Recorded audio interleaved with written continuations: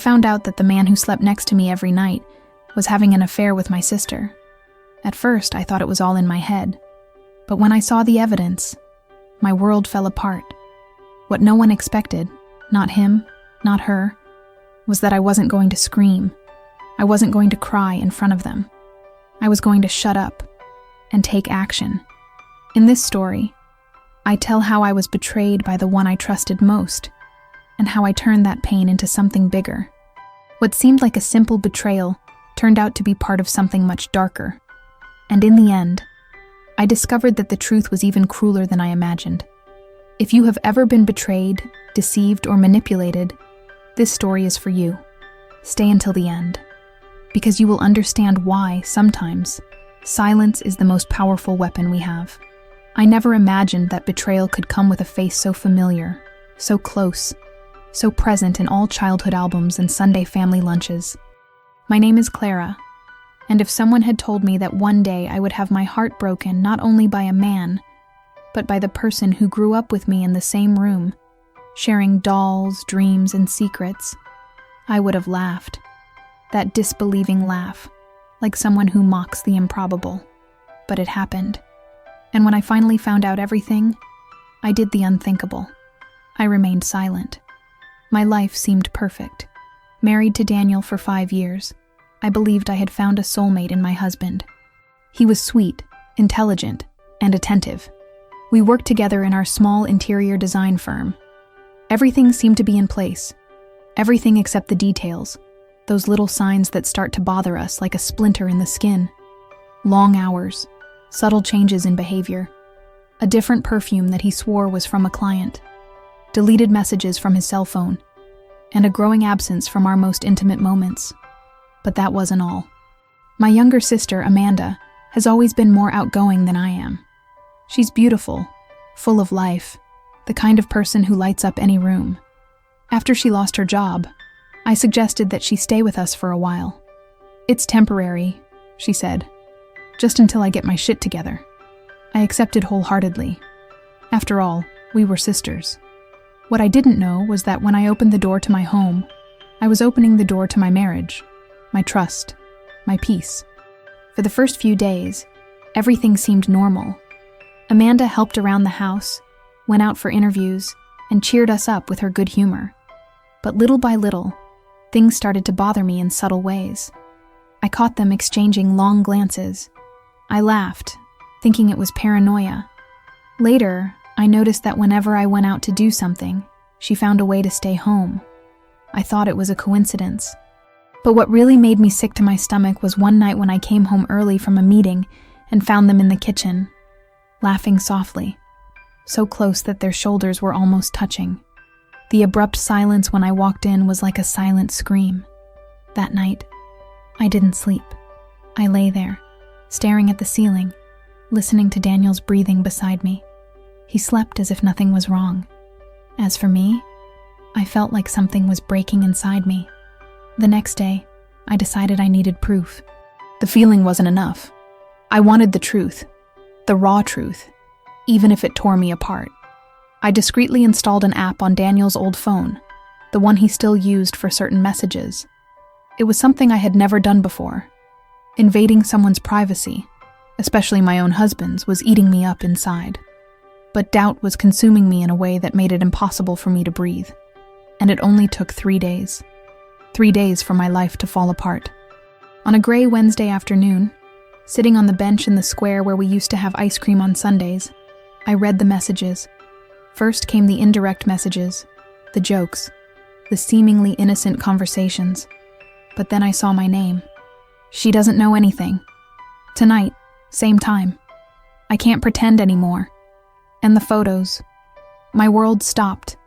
It was them, my sister, my husband, in my house, in my bed. My stomach turned. I cried right there, sitting on the park bench, not caring about who passed by. Every word, every emoji, every sentence I read was like a blade cutting me inside.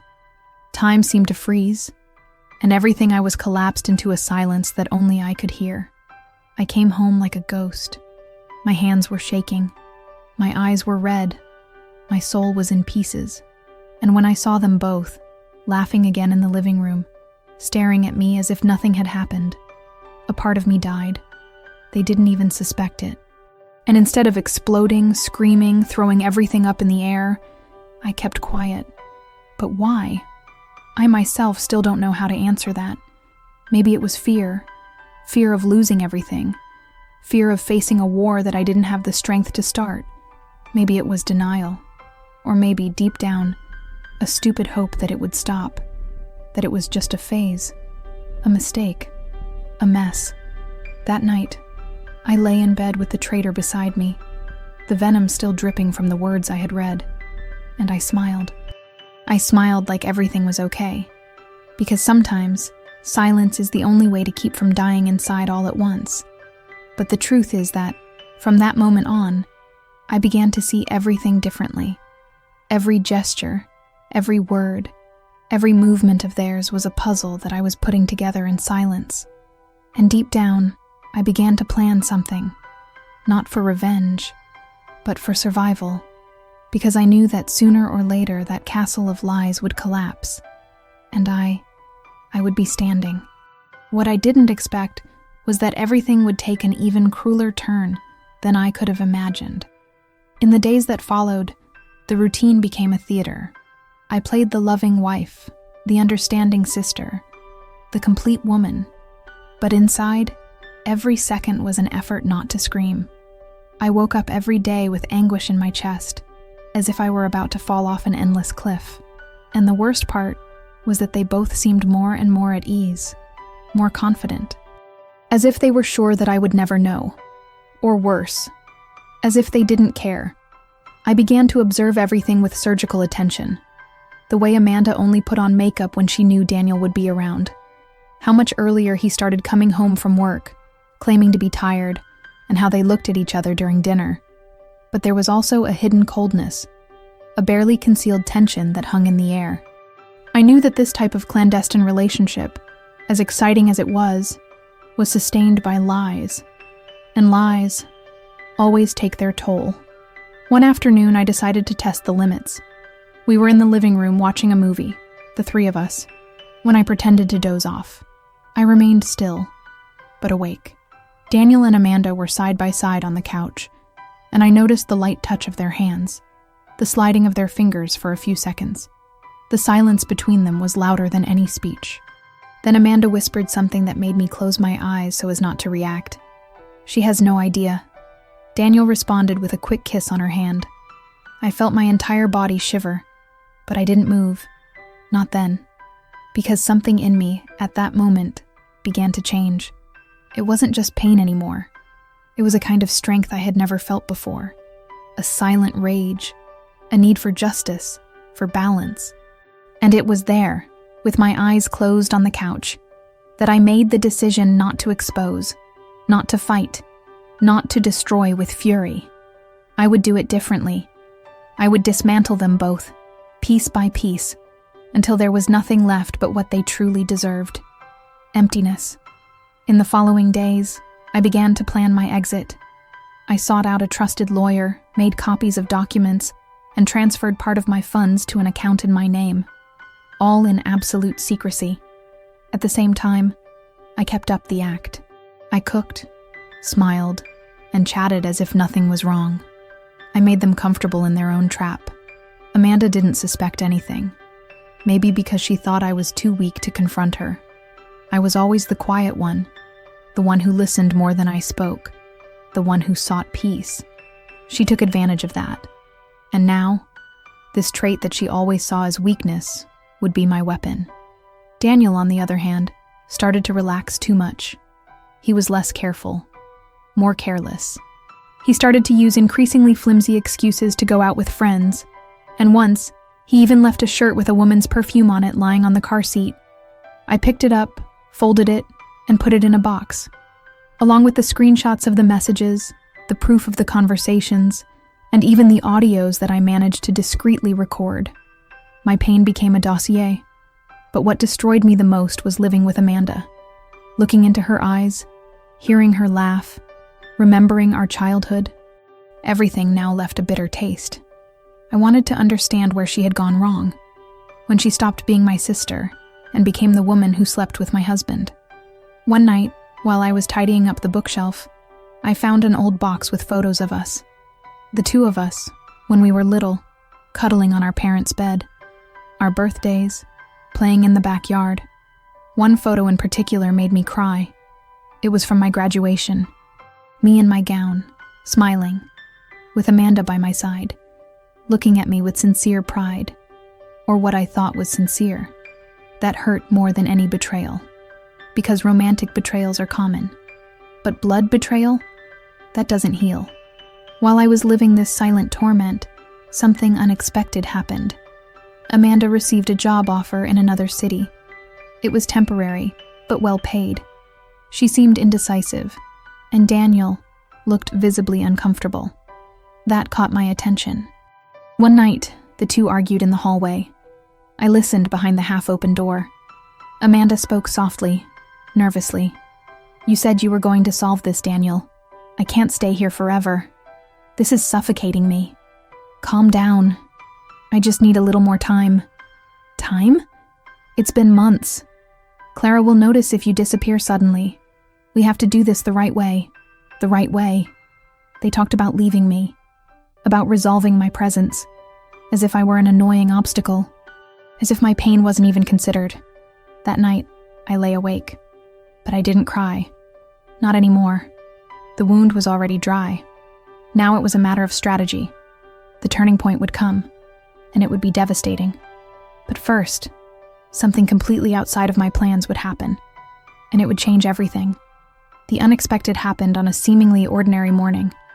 Daniel left early as usual, and Amanda was in the kitchen making coffee. I sat at the table with the same mask as always, smiling slightly, as if I had no idea about anything. She offered me a piece of cake, the same one my mother used to make when we were children. "Remember this one?" she said.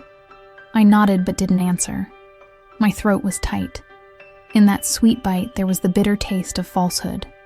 Then her cell phone vibrated on the counter. The screen lit up with the name D. She tried to hide it, but I saw it. For the first time, she seemed nervous. She picked up the phone, turned her back, and answered quickly. I left the kitchen without saying anything. I didn't need to. I already knew. I went up to my room, grabbed my bag, and went to the lawyer's office.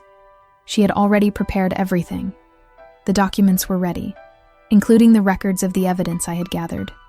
Dates, locations, messages, audios. The lawsuit would not be just for separation. I would demand compensation for moral damages. What's more, I asked for a strategy to be prepared to discreetly and firmly expose everything that had happened. Not for revenge, but because they needed to learn that destroying someone has consequences. On the way back, I got a text from Amanda. "Are you going to be home tonight?" That gave me chills. It wasn't like her to ask. Something was about to happen. Maybe they were planning to tell me. Maybe they thought it was the right time to destroy me completely. But I was prepared. I got home and pretended to be normal. I made dinner, lit candles, and put on soft music. The night had a strange smell in the air, a mix of endings and new beginnings. Daniel arrived later than usual, and he didn't kiss me like he usually does. He sat at the table with his shoulders tense. Amanda, on the other side, also seemed nervous. I remained calm. Inside, a storm. Outside, calm. During dinner, Daniel cleared his throat. "Clara, we need to talk," he said, without looking me in the eyes. Amanda put down her cutlery. The silence was brutal. "About what?" I asked, feigning innocence. "It's complicated, but I think you deserve to know." "Amanda," I held up my hand, interrupting. I glared at them both, and for the first time I felt like I was the one in control. "You don't need to tell me anything. I already know everything." The shock was immediate. Amanda turned pale. Daniel opened his mouth but said nothing. I calmly got up from the table, went to the sofa and picked up the box with the evidence. I placed it on the table. "It's all here. Photos, messages, recordings. You two were careful, but you forgot that those who are betrayed learn to observe." Amanda started to cry. Daniel tried to explain himself. "Clara, I I didn't want it to be like this. But it was, I interrupted. You did it. And now, you're going to pay for it. Amanda stood up abruptly, saying that she didn't know how it happened, that it was a mistake. I just stared at her. A mistake is to stumble. Sleeping with your sister's husband for months is a choice. Daniel tried to touch my hand, but I recoiled. I've already spoken to my lawyer. You'll be receiving the documents soon. I just wanted you to know that you lost more than a relationship. You lost the one person who would never have cheated on either of you. They stood still. I got up, went to the bedroom, closed the door, and for the first time in months, I breathed in peace. But what seemed to be the end wasn't yet. In the following days, something inside Amanda changed. She didn't leave the house as promised. She started acting strangely. She had crying fits, followed me around the rooms, tried to talk. Until one night, knocking on my door with swollen eyes, she said something I never expected to hear. Clara, I need to tell you the truth, the whole truth, because you don't know everything. My skin crawled. What are you talking about? She hesitated, took a deep breath. Her hands trembled. Daniel, he didn't start this with me.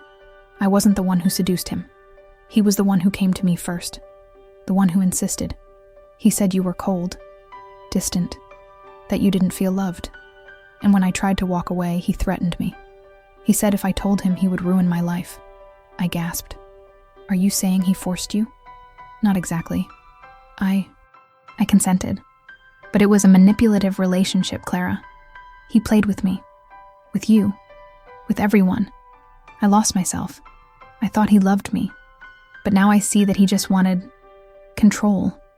I felt a bitter taste in my mouth. Why are you telling me this now? She cried. Because he didn't stop.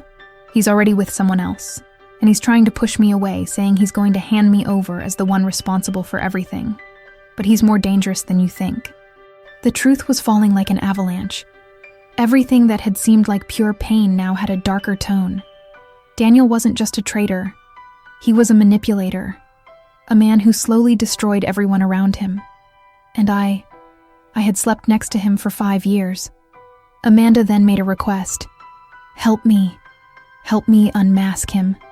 Show him who he really is. Let me make amends for what I did to you. I remained silent. My world was turned upside down. But one thing was certain. If Daniel was even worse than I imagined, then my fight was just beginning. And now, perhaps, with an unexpected ally. The next morning, I woke up with my head pounding and my heart in a whirlwind of emotions. Amanda had fallen asleep on the couch after a tense night in which she told me more details about Daniel's manipulations. She was a wreck, emotionally destroyed, ashamed, begging for forgiveness every half hour.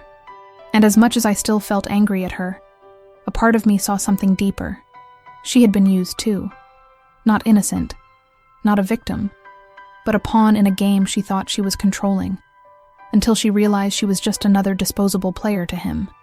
The decision that matured within me was not motivated by mercy, nor by blood ties. It was something colder, more strategic. If I wanted to truly dismantle Daniel, I needed to know all the pieces he moved. Amanda, like it or not, was one of them. And now, perhaps the most useful. We started to put together a plan. Amanda showed me old messages he had sent me, in which he promised to let her be a partner in a new company he was building on the side.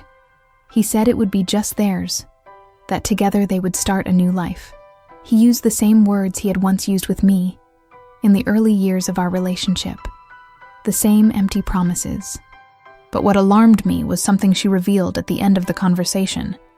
Daniel had falsified documents, contracts, receipts, financial transactions in the name of people who didn't know they were being used. He made me sign papers, Amanda said. He said it was just to make it easier to open a joint account. Now I don't know what I signed. I'm scared, Clara. I'm scared of being arrested because of him. That changed everything. Now it wasn't just about betrayal. It was crime. It was blackmail. It was premeditated destruction. I spent the next few days reorganizing all the evidence. I took the new material to my lawyer. She looked at me with wide eyes. This is serious. If she signed as a front and you have proof of manipulation, we can open an even bigger case. And not just a divorce. That could land you in jail. For the first time, I saw a light. A hope that the damage Daniel had done could somehow be reversed. Meanwhile, Daniel remained oblivious, believing in the convenient silence that I always used as a shield. He was already starting to let his mask slip, showing irritation with my calm, provoking small arguments for no reason. He was restless. He sensed that something was out of place. And he was right. One Saturday night, I invited him out to dinner. I pretended to be romantic, like old times. He accepted. Maybe he thought that, after the disastrous confession of the previous week, I was trying to get my marriage back on track. He laughed, took my hand, complimented my dress. The same seductive man as always, now revealing nuances that I hadn't seen before, or pretended not to see. In the restaurant, while he told yet another of his rehearsed stories about projects that never existed, I kept smiling. But inside, I was recording everything. The audio of the conversation was captured by a discreet recorder attached to my bag. Back home, he tried to kiss me. I dodged him. I said I was tired. He insisted. That's when something inside me broke completely. Aren't you ashamed, Daniel? He froze. Of what? Of everything. Of using people. Of destroying those who love you. Of manipulating, lying, betraying. Clara, what's going on? It's happening that I'm tired, and you'll soon find out what happens when a betrayed woman chooses not to scream, but to act. He stepped back, laughing disdainfully. You're freaking out. You know what's worse? You've always been weak, Clara. That's why I betrayed you. You're predictable, monotonous. Your sister, at least, had a life, and now you come with this act. That was the final blow. I stood up, took a deep breath, and said calmly, "Thank you, Daniel, for confirming everything I already knew. Now it will be even easier." He laughed out loud. "What are you going to do? Sue me? Do you think anyone will listen to you?" Before answering, I went to the hallway, grabbed a folder with documents and threw it on the table. "They are already listening, Daniel, and it will be your turn to respond." The next morning, he received the official notice of the action, in front of the house, with Amanda by my side. He looked at us as if he were seeing ghosts. But the worst was yet to come. That same week, Daniel's name appeared linked to a formal complaint for fraud in the opening of companies.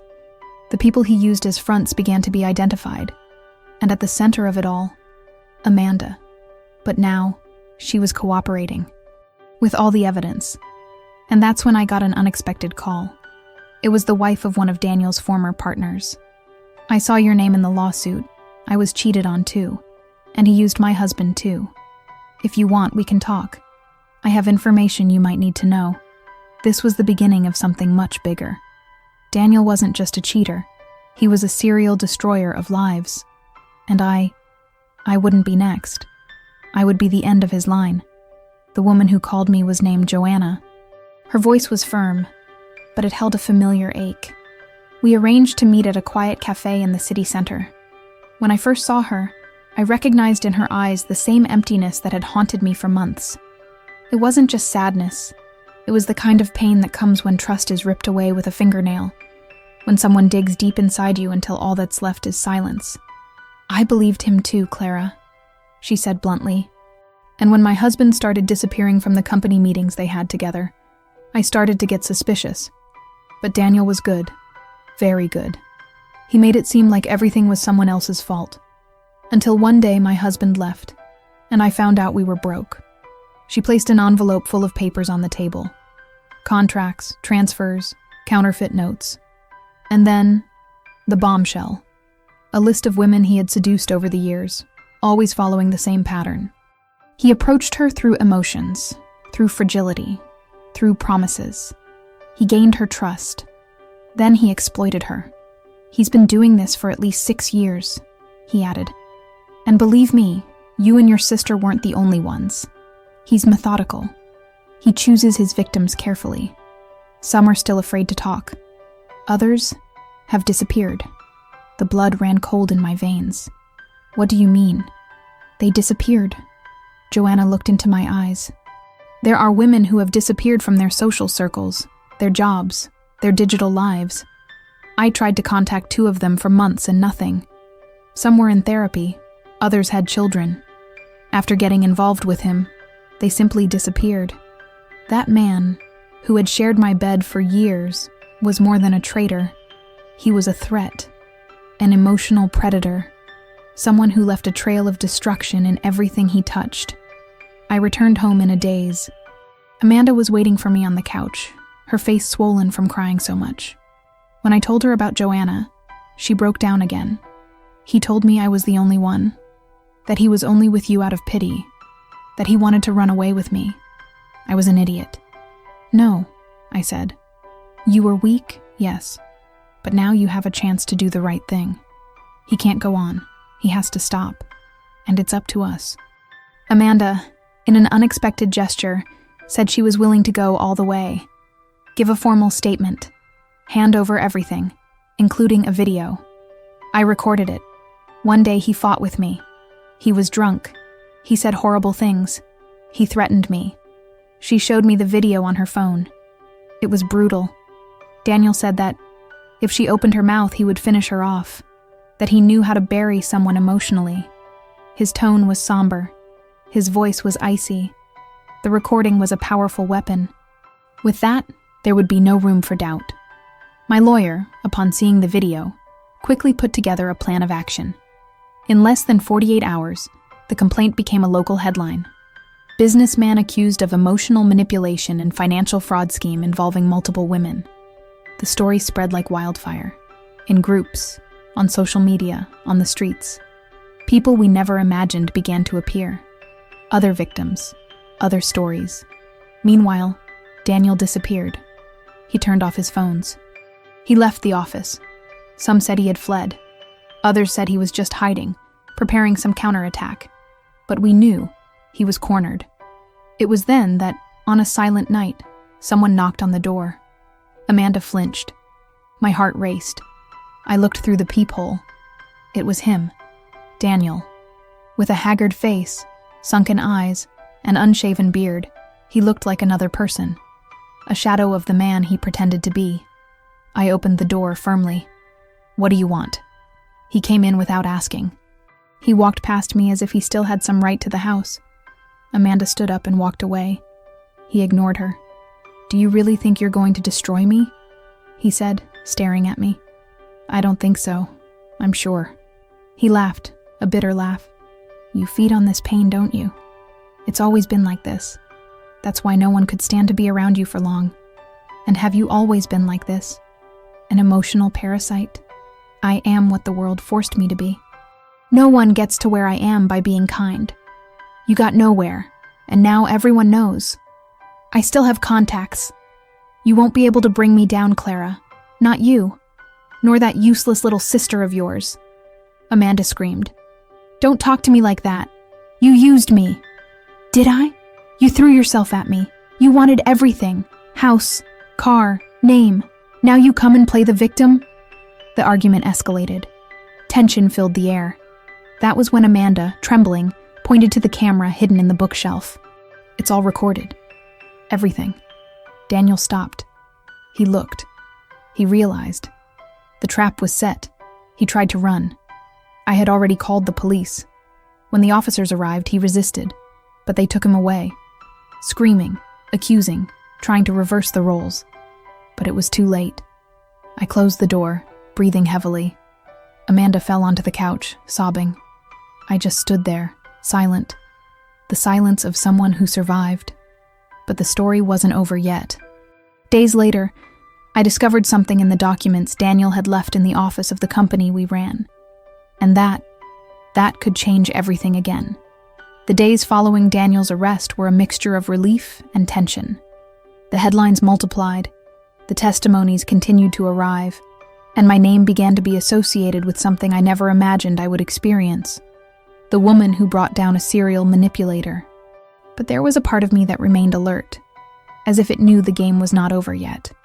And I was right.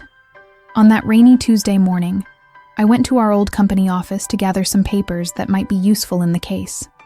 As I rummaged through files and folders with a heavy heart, I found a locked drawer in the back of Daniel's closet.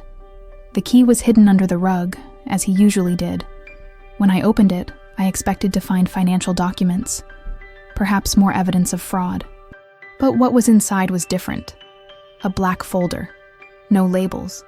Inside was a notebook, one of those old ones with a worn leather cover. I started leafing through it, and, right from the first few pages, I noticed the disturbing contents. It wasn't accounting. It wasn't administrative.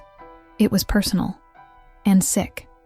Daniel had documented every woman he'd been involved with over the years, but not in a romantic or emotional way. He described them as projects. Each name had a detailed profile: age, frailties, family relationships, traumas, and most frighteningly, a control score. Amanda was there. So was I. Next to my name, he wrote, "Hard to break, but predictable. Loyal to the end. Ideal for a facade of stability. When it breaks, break fast." My hands were shaking. Every word hurt me anew. I wasn't a wife. I was a strategic piece in the rise of a sociopath. I continued reading. Other names appeared, with even more intimate details. And at the end of the notebook, a loose note, as if it had been written in a hurry. Contact. JP. Total confidentiality. If things go wrong, plan B. Disappear and start from scratch. I already have another name in mind. Lucia. Single mother. Fragile. Family inheritance involved. That name sounded familiar to me. Lucia. She wasn't one of the victims I had met. She was new. In other words, Daniel had already chosen his next victim before he even fell. A cycle that repeated itself. Cold. Calculated. I took the notebook and took it straight to my lawyer. She was shocked. This is more than proof. It is a psychological map of serial abuse.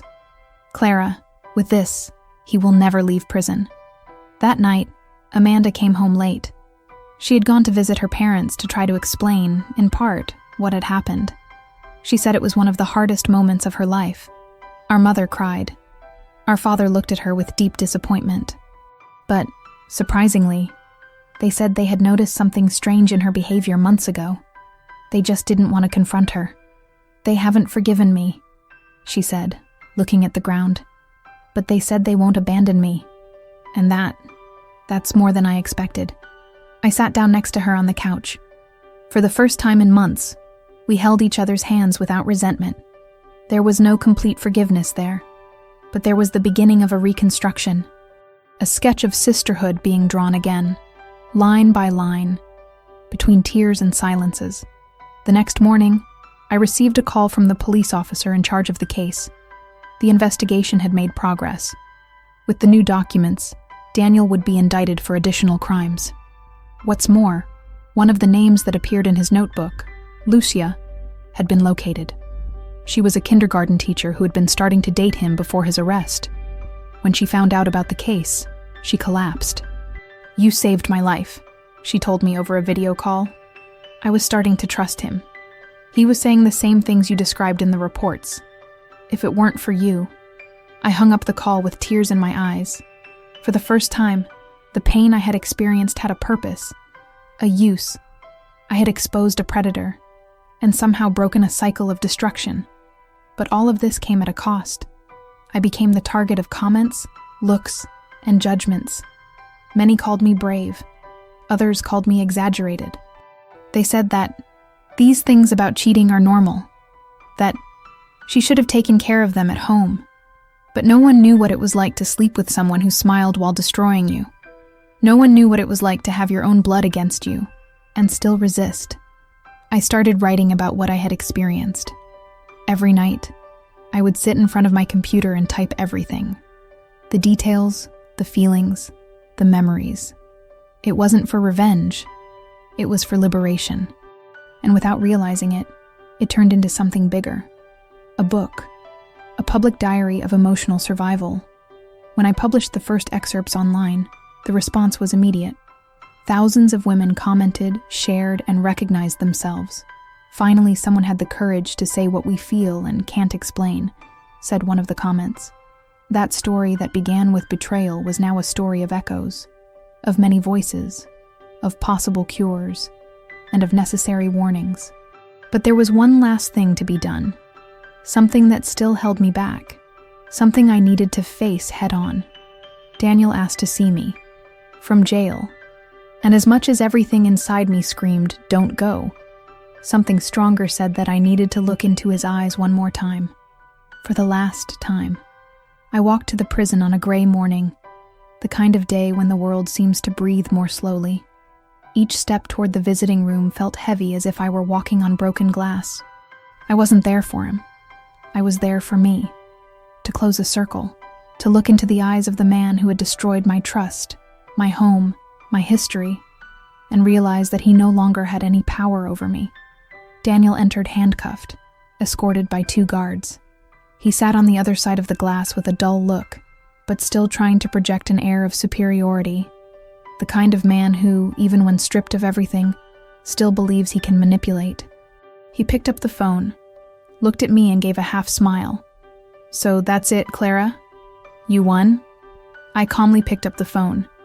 "This was never a competition, Daniel. It was a liberation." He tilted his head. "You think you're better than me now, don't you? Because you got what you wanted. Headlines, recognition, support. I didn't want any of this. I just wanted the truth. But you can't handle it. Truth is relative. No, Daniel. The truth is that you use people as if they were disposable. When they are broken, you throw them away. But this time, you chose wrong. And the price is this." He laughed. "And your sister? Is she still playing the repentant saint?" I looked into his eyes steadily. "Amanda will deal with her mistakes however she can. But at least she woke up. And she's not alone." Daniel stared at me in silence. For the first time, without a mask. There, in that moment, he seemed small. Ordinary. A man who lost everything because he thought the world was a chessboard, where he would always have the final move. But the game was over. "You know this won't last, don't you?" he said, his voice already cracking.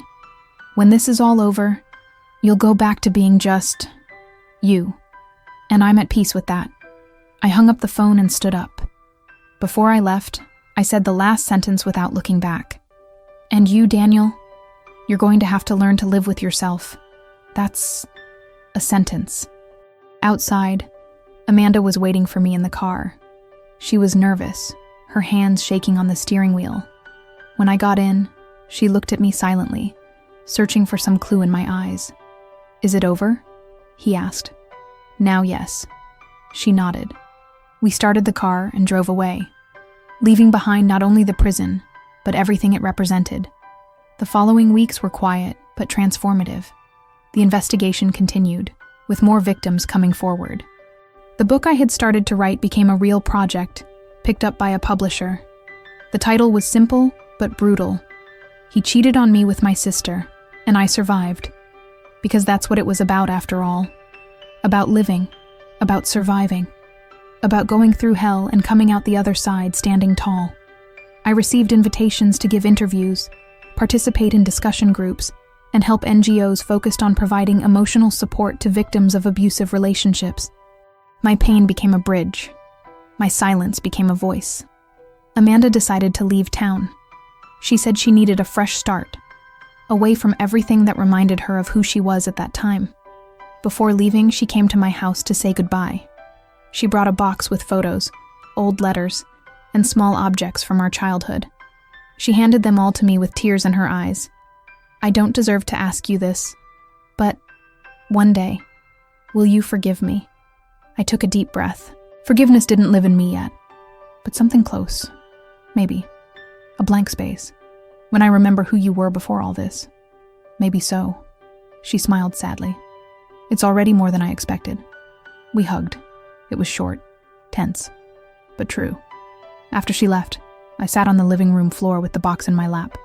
I opened it slowly. The first thing I saw was a letter, handwritten, from Amanda, dated 3 days ago. "Clara, if you're reading this, it's because I've already done what I needed to do. I don't want to justify myself or erase what happened. I just want you to know that I lost myself, that I wanted to be you at many moments. And maybe, deep down, I tried to destroy what I admired because I didn't know how to deal with my own mediocrity.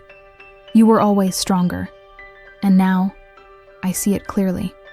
If one day you remember me with tenderness, even for a moment, it will be worth it. Amanda. I closed my eyes. Tears came, not because of the betrayal, but because of the memory of what we were. Sisters, 2 little girls playing in the backyard, not knowing that one day life would become a war of silences, secrets, and wounds. In that moment, I understood. There was something greater than forgiveness, freedom, and I was finally free. But one afternoon, a notification on my phone lit up an alert. A new email. Unknown sender. Subject: you don't know the whole truth, and it's not over yet. Open it. And the world around me stopped again. The email was short, to the point, devastating. Clara, you don't know everything. There's something Amanda never told you. Something Daniel left behind before he was arrested. And if you knew, maybe you wouldn't have let her go. Check the external hard drive hidden in the safe in the old company meeting room. Code 211297. He recorded everything. A friend who could no longer remain silent. My heart raced. The hard drive? Amanda? What else could there be? I ran to the old office. It was still rented, empty, waiting for the resolution of the lawsuit. I let myself in with the key I still had and headed to the old conference room, where a wooden wall hid a small built-in safe, installed by Daniel some time ago. I remembered the number, 21 of 12 of 97, my birthday. I spun the disc. The metallic click made me shiver. Inside the safe was a black external hard drive, unlabeled, unmarked. I shoved it into my bag, trembling, and headed home. It took me hours to find the courage to turn it on. When I did, a folder called Observations appeared. Inside were dozens of videos, all recorded with a hidden camera. The dates matched the darkest months of my marriage. I began to watch them in silence. Daniel recorded everything. Meetings with clients, conversations in the office, and also the meetings with Amanda. But what made me shudder was one specific video. Amanda and Daniel arguing, he threatening, she crying. But in the background, something took my breath away. My voice, weak, coming from another room. And then his whisper, she won't remember. The medicine has already taken effect. I stopped the video. I went back. I played it again. Remedy? I kept watching. Another video. Amanda preparing a drink, Daniel giving instructions. Just a drop, enough to make you more sleepy. She hesitated. He insisted. It's for her own good. She needs to rest. You said yourself that she's been anxious. More videos, more records, the pieces falling into place in a nauseating way. They drugged me. For weeks, maybe months. Small doses mixed in juices, wines, in natural capsules that he said were vitamins for my anxiety. And me, I accepted. I trusted. I slept more and more. I forgot parts of the day. I had memory lapses. I thought it was stress. But they created a space to hide, to live out the affair in my own home, manipulating not only my trust, but my body, my mind. I turned everything off. I sat on the floor, my chest heaving, my hands freezing. The tears wouldn't come. Not anymore. It was beyond crying. It was despair mixed with a fury I couldn't name. Amanda knew, and she participated. That night, my freedom turned to disillusionment. I wanted to scream, to look for her, to demand answers. But she was far away. She had already left. And even if she came back, what could she say? That she regretted it? That she had been coerced? That she had lost her way? She had been involved in something that went beyond any limits. And even though she had helped me bring Daniel down in the end, I could never take back what she had done to me. Because now I knew. I had not only been betrayed, I had been violated emotionally, physically, and mentally. In the days that followed, I handed over the hard drive to the authorities. The prosecutor nearly fell out of her chair when she saw the contents. This could double his sentence. And yes, if confirmed, there could be a new case against your sister. But I asked for confidentiality. I said that, for now, I wouldn't take any action against Amanda. Not yet. Not because I forgave her, but because I wanted to think, to breathe, to understand. I started writing again. The last pages of the book came out in a rush. I needed to transform that revelation into something more than suffering. And I wrote, with trembling hands, the last sentence. The pain didn't kill me, but it taught me that the person who breaks you doesn't always hate you. Sometimes, the person who destroys you just wants to be you. The book was released. It was a success. But more than the numbers, what moved me were the messages. From women, men, children. People who had also been betrayed, used, forgotten, and who now felt seen. Amanda wrote me a letter a few weeks later. She didn't ask for forgiveness. She just said, "One day, when I have the courage, I will tell you everything. But maybe, when I tell you, it will already be too late." I didn't answer. Life went on. I went on. Stronger. More aware. Without illusions. But with a truth tattooed on me. The most brutal betrayal doesn't always come from a stranger. Sometimes it comes from the face of the person who slept next to you. Or the person who shared your childhood. But even so, I survived. And today, when I look in the mirror, I no longer see the betrayed woman. I see a woman who rebuilt herself from the broken pieces. And that, no one will ever take that away from me again. Subscribe to the channel for more heartwarming stories. Like, share, and help us bring this message of strength to more people.